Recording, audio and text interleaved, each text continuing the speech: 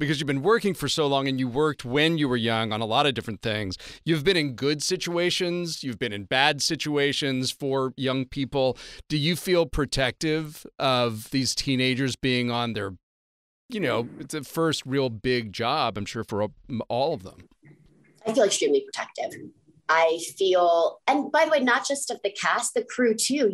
We have young PAs and we have, I feel protective of everybody. And I think on a set too, especially as a producer, you take this sort of protective role because you are responsible. And I also can only help them so far. I was fortunate that when I was coming up, blogs, social media, none of that existed.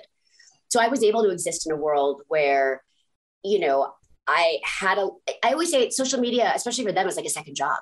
There's an expectation of them, both from the audience and from studio side, to like have these pictures and do all these TikToks and do all this. We have a big job to do also. Like that's a really heavy expectation. The flip side of that also is that they're the narrators of their own story, right? They control the narrative, where so often I had to go into interview situations and hope that somebody was listening to what I had to say or wanted to portray something I wanted to say. So that, it's a tricky road, but I think they're ready to navigate it.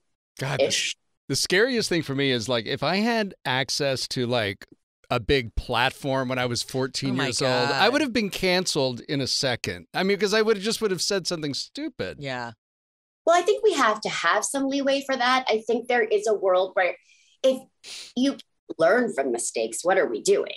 So there has to be a line that eventually happens where there is some forgiveness, because people do deserve second chances. I'm a very big believer in that. And who I was at 14, right, is not who I was at 24, 30, and so on.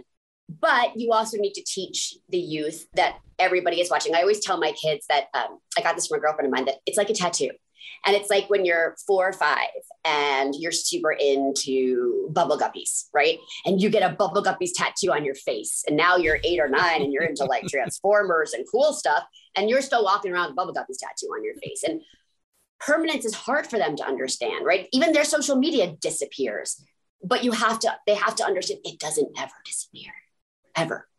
And so it's just sort of helping them to understand, which is why I think a character like Bella is really important. Because even for myself and my husband, like we for so long forbid our kids from being on social media.